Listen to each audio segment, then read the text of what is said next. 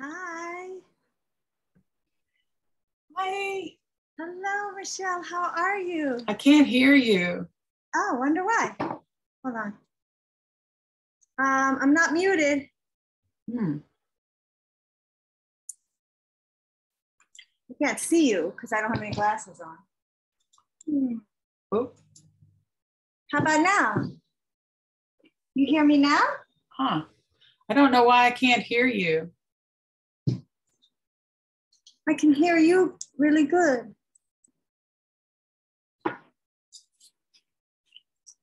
How about right now?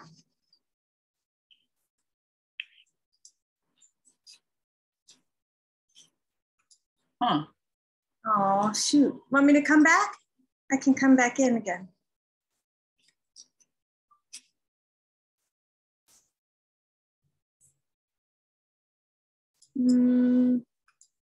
It won't let me hear you. Aw, shoot. Why? Here, I'm going to mute. And now unmute. Did that help?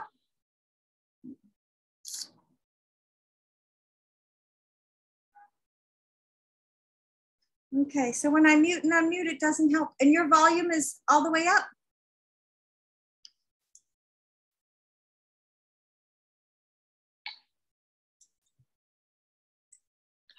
Oh, wait a minute.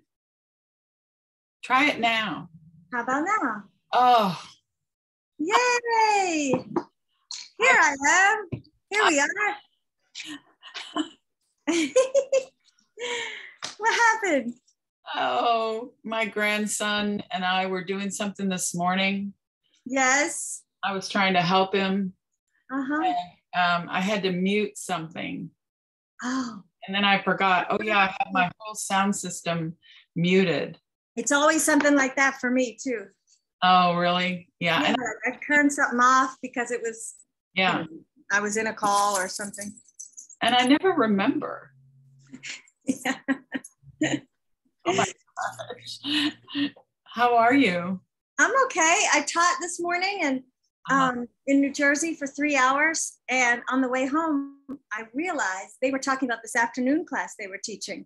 And I realized they thought I was going to be teaching too. And I was like, oh no, it wasn't on my schedule. Oh. And I don't really want to. And they were like, yeah, we could do without you. And so I got to get sent home. I did not want to teach more. I was wiped out. 3 hours is a long time. Yeah, and then they were about to teach another hour and 20-minute class with 6th graders. Whoa. That's not my favorite demographic. Wow. In terms of class management, it's the hardest one. Yeah, right. Yeah, I taught middle school for a long time. Did you? Yeah. It's a really different time in life. Not that I need to tell you that. It is, but it's still, it's once I'm there, I'm like, why am I having so much trouble? And then I'm like, oh, they're at 6th grade. Yeah. That's because they're having so much trouble.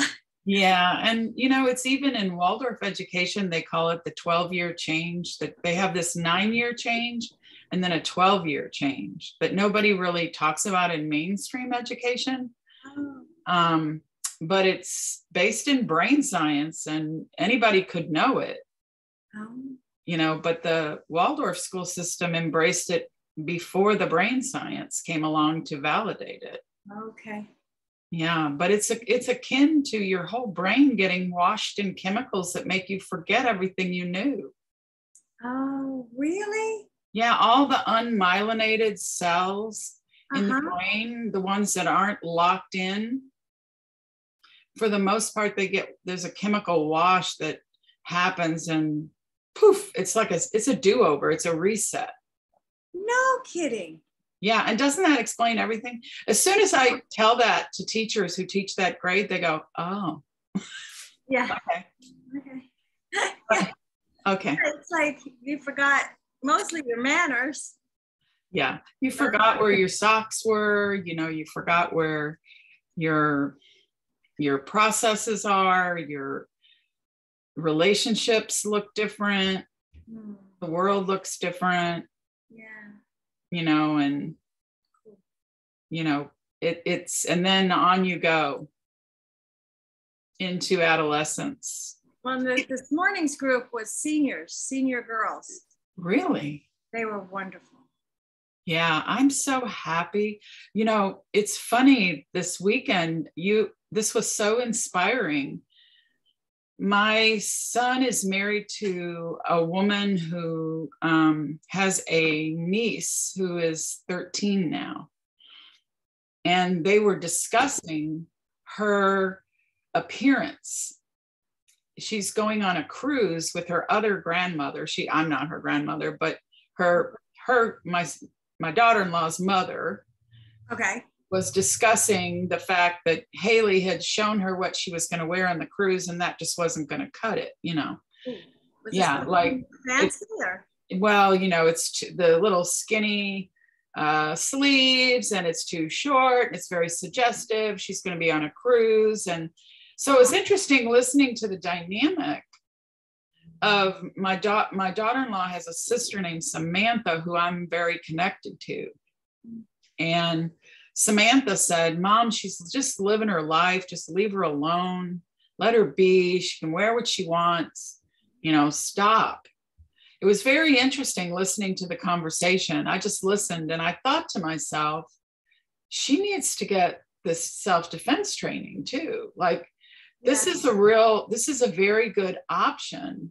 I thought about how many times I would have used it. Yes, how many times you would have used it. Yeah, I would have. There were so many times I was like, this is amazing. It's like, since I've been listening to you and reading You Ruined It, I realized, holy cow, that is life-giving. They were so appreciative today, the 12th graders, of the verbal conversation strategies practice that we give them. Oh, wow. And a lot of what we're teaching is not, it's like, not, we didn't invent it, but what we invent or what we offer is context. Oh. Of, you know, they've just done this really challenging physical confrontation where they had to use physical resistance and then, you know, grab from behind while they're walking. You know, I have them come out, like, walk forward toward me. Y'all know when you're grabbed. Right. And that's the coaching. And then we just, you know, coach them through it. But by the end, like today, when they've done so much training practice, I just say, what do you see? What do you have? What do you got? What's open? Wow. Open. What do you got? And they're 12th graders who've done this a bunch of times, so they might hesitate a minute, but it's there. You know, the eye strike is there, the knee is there, and oh gosh. So it's I forget why I was saying that. Oh, so then we go from that to the verbal confrontations with people you know. So it's like a roommate who's being really disrespectful of your privacy. Oh. And it's, you know, it's using these conversation strategies of, I feel really disrespected when you just barge in like that with your friends and you don't check with me to see, like, you know, am I studying? Am I dressed? Yeah. Right. And then we, as the teacher, we prepare them and they practice these I feel statements, you know, the therapists use this. I feel when you, absolutely. Sure. And I value this and what you're doing is this. And so can we, you know, talk about boundaries and compliment sandwich. And the story in my head is that you don't think I have a real life and your life is more important, you know, like all that. Wow. And we give them all these strategies, but then we put them in these role plays and we're terrible to them, you know, like as the teachers, we play these characters who are super defensive, right, blaming them, gaslighting, right, no, I didn't, that was you, you're imagining this, you're too sensitive. And oh my God, you know, and then they get to practice being like, it doesn't sound like you're hearing what I'm saying, maybe we should talk about this another time, you know, or whatever. Wow. And then there's always somebody doing the role play and behaving just horribly. And then somebody who's coaching. And sometimes it works out. Sometimes we have somebody be like, okay, I didn't realize I was infringing on your space so much and I'll try to do better. And let's talk about, you know, how. Amazing. So it's so common sense, but at the same time, those are really hard conversations. Yeah. And, you know, it makes sense to me. Yeah. I long for my students, my college students, to have that experience as part of their college experience.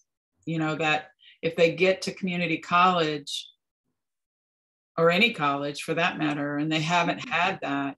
Yeah. You know, and I work in the first year experience department. So I could introduce this idea.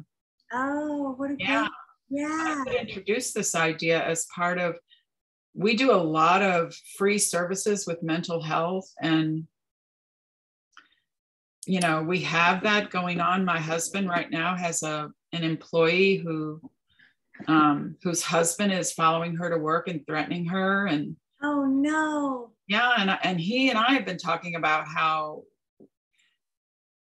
you know, his workplace needs to do more for when an employee finds themselves in that circumstance. I mean, he's protected her in a pretty powerful way. Hans has. Yes. Like, he's set all the wheels in motion that we both can set in motion.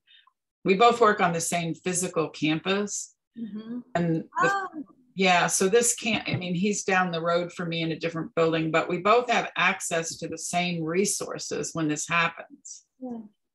Because when I taught on campus, we would have a student at least once a semester who was in, you know, had an EPO on somebody, and, you know, and would come to us and say, I really want to go to class, but, you know. Yeah, so they try to, you know, they're trying to go do their lives, but they don't want to endanger everybody else in the room. So they have that added to the mix. You know, they feel responsible for everybody who comes into contact with him. As if it's their fault this individual is in that state.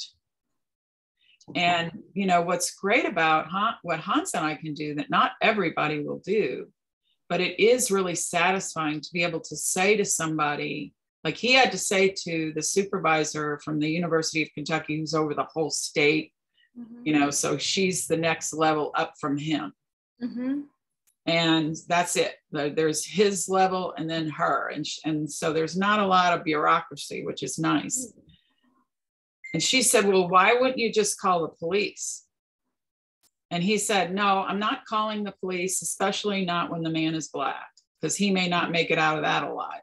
So I'm not going to double the problem by having the police involved. You know, and it's very well established that the police actually make these situations worse. So no, we're not doing that.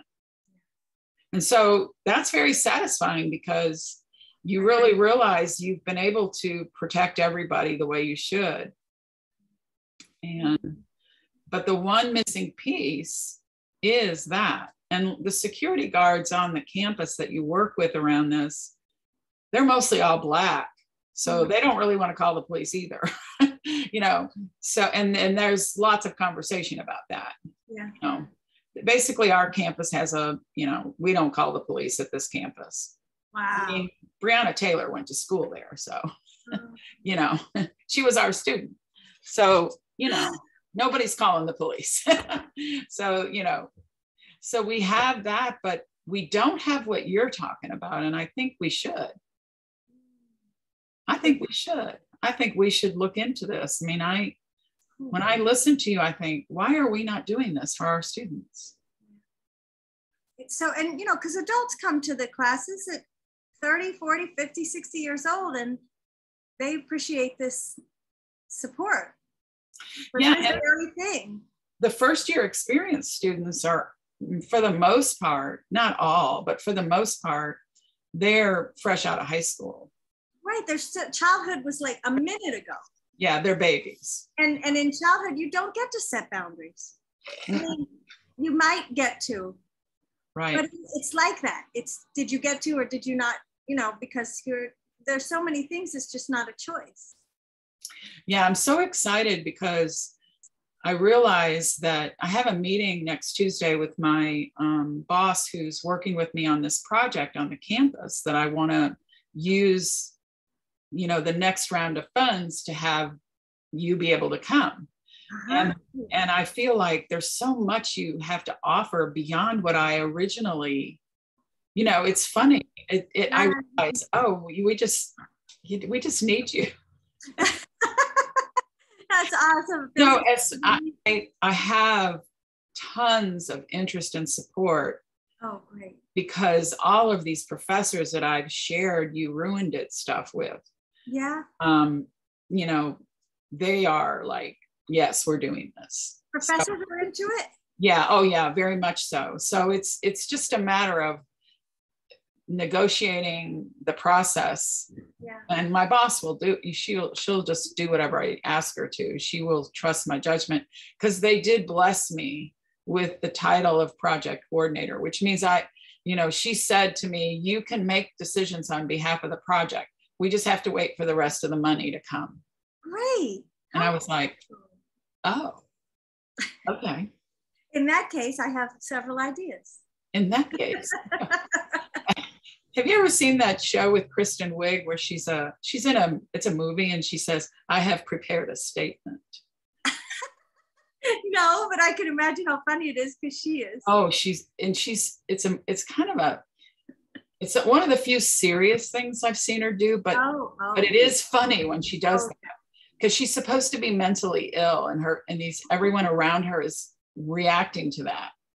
No kidding. Okay. And so the way she stands up and says, I have prepared a statement. And if you think of what that movie is called, I want to look Yes, it up. I will. Her so much. I'd love to see her in a more dramatic role. Yeah, we loved it. We often, prepare statements. It's good. Something we say a lot around here. Oh my gosh, Michelle, I just realized that you and I haven't talked since the shooting, the most recent shooting. Yeah, but I have felt so connected to you. That's right. Because everything you were saying, I was like, yeah, that's what I keep trying to tell people.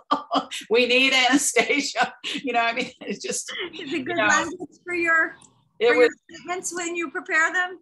It just, anyway, I knew exactly, this was a different experience for me because of our conversations. Really? Yes, because I immediately went to those places, and every time you posted something, then I went, yeah. And something really wonderful and magical happened that I want to tell you about. Okay. That is amazing. There's a wonderful organization here in Louisville called Play Cousins Collective. Play Cousins Collective. Okay. And when you come, that's going to be a connection that is huge. I already knew that, but little did I know. So Play Cousins Collective, if you Google Play Cousins Collective, Louisville, Kentucky, you can find all kinds of stuff. They are a group of young Black moms, dads, teachers, you name it, all kinds of different people in the mix. Mm-hmm. And, some identify in different ways, and everybody's just who they are and comes to Play Cousins.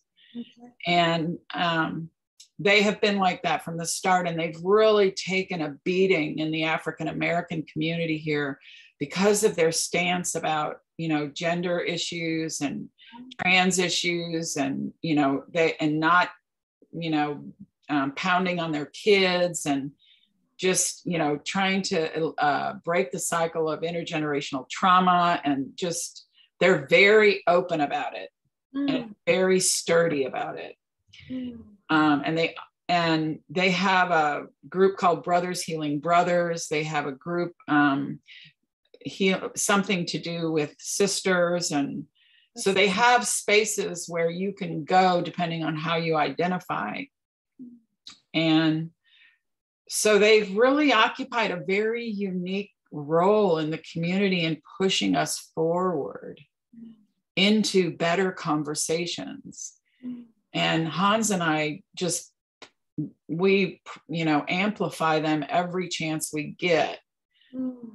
Well, I their leader and founder, Kristen Williams, posted this long thing after the shootings. And I sent her what you wrote and said, you know, author and illustrator, and, you know, here's the picture. And she wrote me right back and said, oh my gosh, there's Granny and the little child cutting up. We love that book. Oh, cool. And I said, oh, that's wonderful. And she said, actually, it's part of our curriculum in the grief section. We use it in the grief session in our curriculum. And I was like, okay, I need to hear more about this. Wow. I said, Kristen, how did you know? And she said, well, you told us. Oh, it's me again.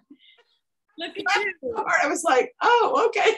You're just throwing seeds, wildflowers everywhere. Yeah. So I realized, oh yeah, she was one of the people that I've been sending stuff to, saying, we got to figure out a way to package these books and get them to people. Because there'll soon be, you know, other ways for them to interact with it other than just reading it to kids. It can be for them. Yeah. So she's like, oh, we are so on board. Please keep us posted. We want to know more about what you're going to do with her. So that is a huge thing here in Louisville, because they have recently, finally, we've broken some of the racism in philanthropy here. And they've probably gotten, you know, maybe $500,000 in grants over the last 3 years. Right. Finally. And, you know, our Black Lives Matter chapter here is, you know, got boatloads of donations so they can take care of people, basically. Good. Wow. Like mutual aid, like. Yes, mutual aid. So we've been able to really break some barriers here, and that work began years ago with a committee that I was on, where we really said to, you know, the big givers of money, y'all are racist in your giving, and we need to help talk about that. Wow. And it's coming through. It's coming through. It's coming through. Dollars are coming through different. Yes. Yeah. We're saying, look at these groups. You know, you can no longer say they're not a 501c3. No, they don't have to play the nonprofit game for you to value what they do and give them money. That's awesome. And is that, so I use that term wrong, because mutual aid is something different. It's well, Black Lives Matter is mutual aid. Oh, is it? Okay. Yeah, this is these other groups that are getting these grants for funding for their processes. Wow. Yeah. So, you know, like the Brothers Healing Brothers, I know they follow RESMA. I've talked to them about that. So because a lot of those men were part of the Black male achievement work that I did. So it's really powerful. Yeah. So there they are, using death as stupid. When she said, oh, there's Granny cutting up, she said, oh, we love that book. Oh, that's awesome. Yeah. And it made me so happy to think about, I don't know, this incident felt really different. It did. Well, and coming so quickly after Buffalo. Yes. And two shootings in the subways in New York City, you know. Yes. And we've had a kid killed by the cops here again, you know. Well, that goes on everywhere. I saw that. Yeah, it's always, yeah. And it was the anniversary of the murder of George Floyd, right? I mean, did that just happen, or was that? No, yes, that did. The same day. It's all like, to me, it's all in this time continuum of when are you motherfuckers gonna wake up? Right. You know, and it feels like more than a hurricane. It feels like a tsunami. You know, where and it feels like, oh, go ahead, I'm sorry. No, just that it's going to destroy everything in its path if we don't, you know, and we are going to need to hang on to each other in a different kind of way. Yeah. I have more people that I'm reading saying, if you do this, you will not survive. more voices that I listen to regularly and respect are saying, okay, if this is okay, if this is okay, your culture will not survive. You can't survive this. You will not survive this. And I've never heard people say that before. So so what's happening for you? Yeah, same. The feeling is different. I'm even more tired. Physically, like I go down, just like down. Oh no, I haven't made dinner yet. My conversations with my kids are even, that much more. I just said to them last night, I think, I said, are you guys worried about being involved in a shooting? Or how much space does it take up in your mind? And they both were they had some, they didn't seem particularly anxious about it. And, but I needed to tell them that I am. I said, I think about this now, I in a different way. I think about you being on your way to school or on your way home from school, subways, buses, this block, that block, and just you being on your own. And so what I want to talk to them about is just, I mean, I don't need to, I think they know, because it's the culture of Brooklyn anyway. Yeah, sure. To talk to strangers. That's what we do. They see me do it all the time.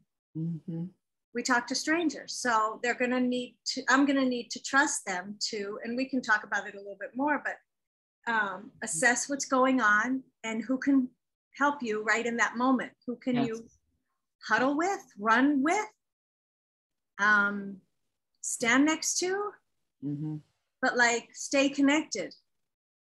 Yeah. While you're on your own, apart, Yeah. And but I don't know. It's not astute or anything. I just think it feels more inevitable than possible. Yeah. That's what's crossed over. Yeah. Yeah. It was possible. Now it feels like I could just walk around this corner and somebody just opens fire, just because they're desperate, because they're uncared for, because they have a vendetta, because they're actually looking for people who look like this. Yeah. Yeah. It's so coordinated and organized and well-funded. And there is, and there is, I've said to a couple of people privately about it, when a civil war has already begun, is it like this when you start realizing, because it comes to your town, that it's been going on, but you haven't really known it? Is it, it's because for me as a teacher, I've been doing active shooter drills for a long time. And I sat in a school in Flint, Michigan, in an office, barricaded, locked in a room by myself, while some young girls went in and shot people up. So Wait, you were involved in a shooting? You were? No. It was happening in the building I was in. I was in or a real thing? No, a real one. A real shooting happened? Yes. In the school in Flint, Michigan? Yes. Yeah. Oh. Yes. And that's been some time ago. But I also, when I was a little girl, one of my friends in 4th grade was shot by her brother with a gun and killed. And so for me, guns are, just very problematic. Guns are problematic, but for me personally, they are. Yeah. And, I had to stand over her casket and the nuns forced me to go up to her casket and look at her with that hole in her head. Aww. Yeah. So, you know, and then fast forward, oh, they're telling us it'll run out of time. So I'll send another meeting when we need to. Okay. So, you know, anyway, I think because I've been in so many situations, when I walk into any classroom, the first thing I do is scope it out. And I think probably a lot of teachers do that. It's kind of part of your way of looking at the setting now. You know, where would we go? What would we do? How would I protect my students? You know, but you know, to me, the larger engagement of this being that we are a country who, I mean, like, to me, it's so, you know, we are in the early stages of a civil war. That's how I feel where we are. And children, like, don't tell me children aren't ready to talk about death and divorce and sex, right, and race, and sexuality, and abuse. Yeah, I mean, look at what they're coping with. I mean, really, give me a fucking break. Yeah. And if you're a Waldorf educator, you have a sense of every generation of individuals who have incarnated into these times coming here because they wanted to be here for whatever's going to happen. And so you're supposed to prepare them for that, whatever that is. Wow, that's a Waldorf thing? Yes. Yes, it is. Wow. And my generation of students, we were told, had come here. The last time they had been here was during the Renaissance. And they were coming back for another one. But it was going to look very different this time. Well, they're all in their 20s now. Oh, wow. And I look at what they're doing and say, yeah. Okay. So, you know, that's something I think about. I don't dwell on it too much. But I do think a lot about what does this generation of students that I see, what are they asking me for? You know, and I really feel like I've always felt like it's what we're doing. It's what you're saying, but you know. Yeah. So I don't know, it just feels different to me now. Well, I feel accelerated without, you know, without being just amped up and reacting. I do feel an acceleration. Yes. Of yes to everything that we're doing, and TikTok, let's go. But not in a no, not in a pressure cooker kind of way though. Pressure cooker, just like affirmation, like this is it. Yes. If we had any doubts that we should be doing this, let's do this. And if you want, I guess we have to start over a call, and then are we going to talk about You Ruined It, or what was? Well, I was wondering, actually, I'm going to have to, I have till 4:30, so I'm good.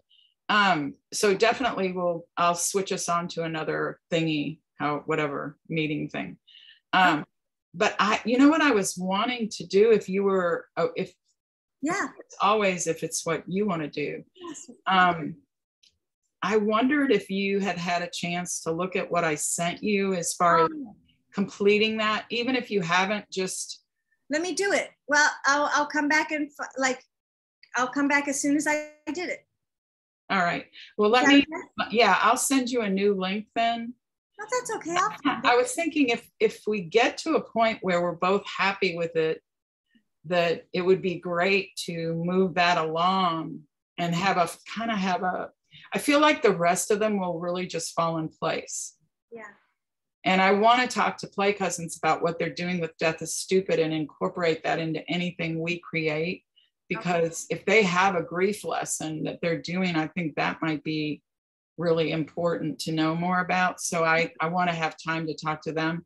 But I feel like this Not My Idea piece, once it's put in place and I can see it, I'll have a better sense of, okay, here's how we could kind of repeat that with You Ruined It, repeat it, because there's so much more in those other books that already exists in the books. Yeah, right. You know, and you've done so many interviews and all of that, that there's so much there already. Oh, good. Okay. Yeah. And I think the response you've had to the shootings this week, I would like to incorporate into Not My Idea. Okay. And into You Ruined It. I think those are things that will mean something to teachers, that you've taken the time to think about them. Yeah, you bet. And so what I'm reading is what you put in about yourself, like your And I apologize. When you said that to me, I was like, oh, okay, yeah. And then I thought, well, I'll just say what I have to say. And then I only sent you my resume and the other stuff in case you thought that was something. Sometimes people want that, and sometimes you can just put available on request. Okay. And to me, that would be plenty. I certainly wouldn't want to have all of that stuff in there, but I thought it might be interesting for you to know it. It would. It is. I would love to. And I'm sorry that these past weeks when I'm teaching, it's very hard for me. I'm just away from my computer so much. Yeah. And but it sounds like yeah. No, I have the same thing. I have not been at my computer for 3 weeks now because of that reading thing. Yes. Okay. So no, even if I hadn't, you don't have to explain. But yeah, I do want to, and I want to have I would love to have a deadline, like for the Not My Idea. Yeah. Ready for Jennifer, and then hit that button because she already said yes to the button. So yeah. And so I thought, well, if we could wrap that up and say, well, that meal is finished for now. Yeah. If there's leftovers, and we'll look at it. Okay. Okay. How does that sound to you? That sounds great to me. All right. So do you want to look at it and then talk again next week, or do you want to look at it and talk again in a little bit? I'm going to look at it and come right back. All right. I'm going to set another meeting. Okay, cool. Okay. Bye-bye. Bye.